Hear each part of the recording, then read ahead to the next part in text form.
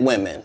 I'm not trying to upset fellow comedians. I'm not trying to do any of that, and I am qualified to be able to do none of that and still eviscerate you, because I'm smart enough to know that I need to say that you have gnarled fingers, because I know your limited education means you don't know what the word means. So you can't possibly respond to it. You're not sure of the meaning.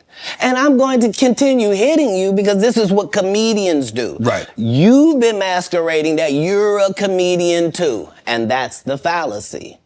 So nobody in boxing fights out of their weight class. If you're a 130 pounder, you don't just show up with the 160 pounders. You stay in your weight class. Is that what you wanted to do? No. That she was out of her league when it came to... Because I didn't want to do any of it. I know you didn't want to, do any but once she took it there, did you feel that you had to go there? Oh, you go where? You could have said, Wanda, I didn't come here for that. I just want to do the interview. I just want to talk about what happened. Oh, you misunderstand my job. My job is to be funny. My job is to be funny first. My first job is to be funny. My second job is to be respectful. My third job is to be immaculate and Gaza strip it. That's non-political. I'm saying, if you do it, you let a terrorist accidentally touch over here, and I won't stop burning you down until there ain't nothing left.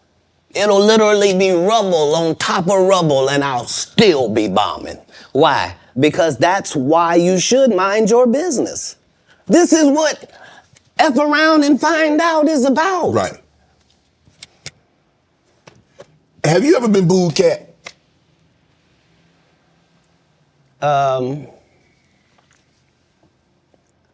Yes. Yeah. I have. What was that feeling like? Did it want to give up? Because when you have, I don't know how early it was in your career. Obviously it hadn't been I don't think it's in the last decade because you've been immaculate. Have you ever dropped a pass? I have.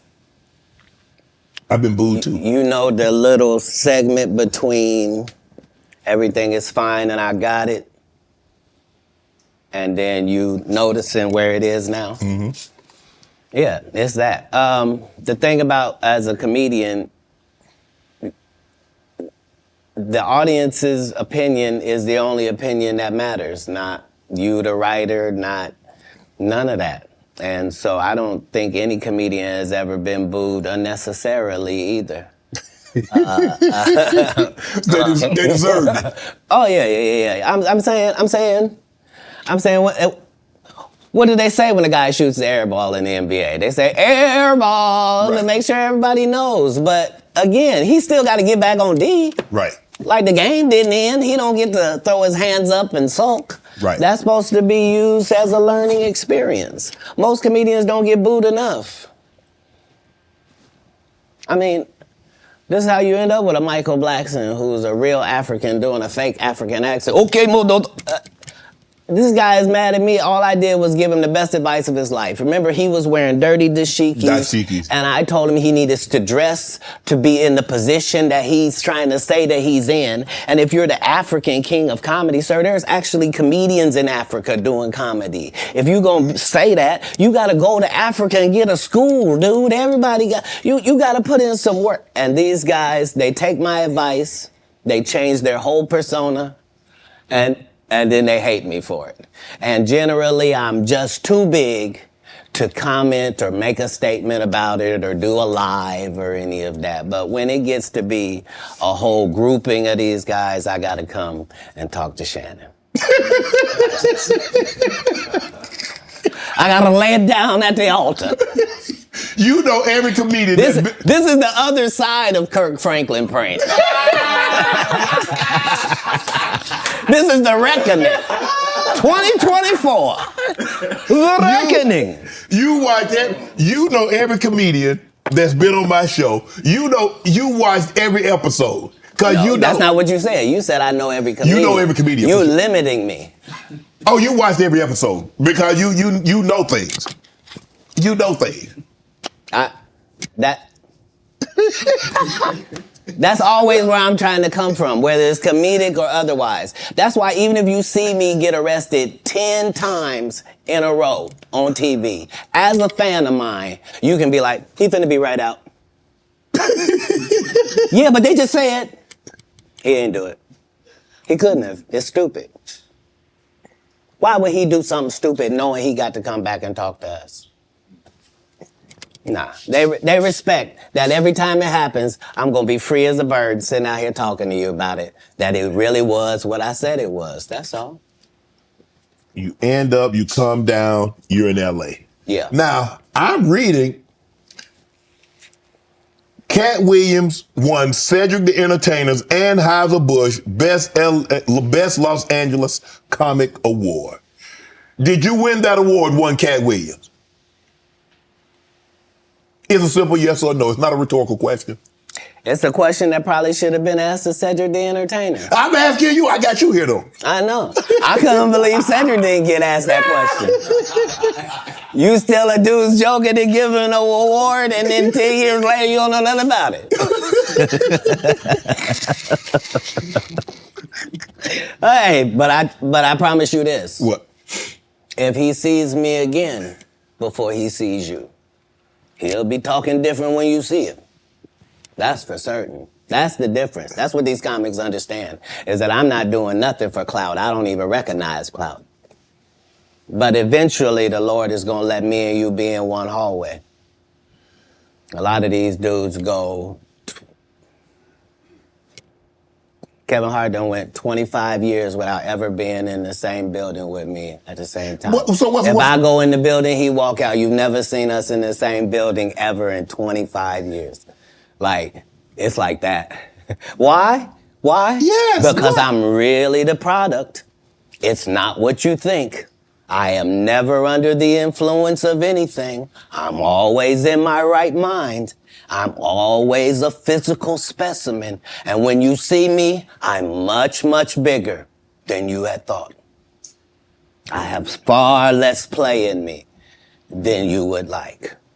And I'm relentless. I'm out there. I'm still, to this day, I play 11 games of basketball with a 20-year-old. The record is 92-6. This is just in the yard, just to the rack, just cause. You work out, Cat? You work out, Cat? Not to the gym. You don't work out in the gym? You do push-ups, sit-ups? My whole life it was just push-ups and sit-ups only. I would do like 100 push-ups a day. Just. I thought you were gonna say 1,000. No. Because this is literally every day. Right. This is not for the gram. You know what I mean? Yeah. Like literally 100 a day. And I would do push-ups, and then I tore both my rotator cuffs. And so it was only thanks to golf that I was even able to get my You a golfer now? back. I've been a golfer for quite some time. My short game is impeccable. I can't get you but 2 and some change off of the tee. Off the tee, but I'm still coming in for par guaranteed. Are you playing for the tips? No. I've found that you don't get anything for that. It seems very egomaniacal. They go, hey, Katt, for free, you can go further back. Hey, what? Wait a minute, does it still count the same? Hey, I'm up at the ladies' tee. Don't tell me my pronouns. On the golf course, I'm she, her, him, them, and they. Whoever at the front tee. I know we're joking, we're having a great conversation, but you did win the award. How did the award help your career? It had to help something, Katt. Nope. God, come on, Katt. I didn't remember it happened to you, just said it. How can Cedric give you an award that was worth something?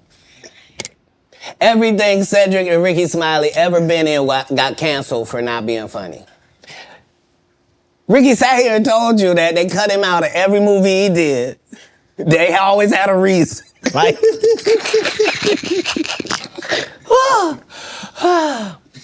that's why I'm funny, because I'm a happy person. I laugh all day long. I can't even imagine the misery of these bums. Just to not be good at what you do, not work hard at what you do, but have to act like you the best at what you do. It is crazy. It's crazy. But they be touring. They be doing like 100 shows a year. That's me. I don't run into none of them. That's what I'm saying. If you a Faison Love fan, you mean you've been a fan of him for 32 years, you still waiting on him to do his first special? You mean to tell me if Steve Harvey, your favorite comedian, you mean you've been waiting for him to do stand-up for 15 years now? I mean, Steve got a lot of other... DL's still out there. None of those irons matter to stand-up. Who cares that they wrote a placard for you to do Family Feud on? Like, you're successful because we're surprised you can talk for a living and it's entertaining that you're going to say some funny country things. But not a writer. Right. Not a writer. How did you develop Money Mike and get it? Everybody talk Money Mike. How did you come up with that and say, you know what, this is how he should dress, this is how he should talk, this is how he should look, this is the kind of whip he should ride, this is how he should talk? So if you'll remember that was my first movie, just understand that what I did then, I've done with every single role, whether it was an Emmy-winning role or whether it wasn't, whether I was playing somebody homeless, whether I was playing a dirty vagabond on Atlanta, whether it was an eccentric guy in First Sunday, regardless of what the role is, the first thing I do is erase me from it. Okay. So anything that I would naturally do, that's what I'm not going to do because I'm playing a different character. You're playing the character. Okay. Right. So I then create this person based upon real life circumstances. So I don't have to wonder what a pimp thinks because I've been in that position for a little while. I also worked manual labor for some time in my life, so I don't have a problem paying somebody that works. And I don't have a problem being a go-getter because I'm a go-getter. So I bring whatever I can to these characters. I was able to... The first week that I got the script, there was a pimp guy that used to be a pimp, but he wasn't anymore. He was a rapper now, and his name was Mac Minister. And he had been a pimp and was getting ready to be a rapper. And I had never done a movie before. I was a stand-up, and I'm getting ready to do the movie. And so I was able to craft what a real pimp was like, what was too much. I didn't want to be stereotypical. Right. I did the research. I saw how many times people played pimps, and they were always... It was always something weird about them, right. I guess, because it's a weird job, you know what I mean? Right. And I wanted somebody that didn't seem like none of that he really thought it was a business and treated it like that. And so, you know, adding those levels to acting is what all actors do if they're not Steve or Cedric or Ricky. Like, you're trying to create a character. You can't just be Faison in every movie. Like, you're just gonna take your shirt off on every movie? Like, why does it say that in your script? Man, let Big Worm live. Let him breathe, Katt. Let Big Worm breathe. Stall him out now.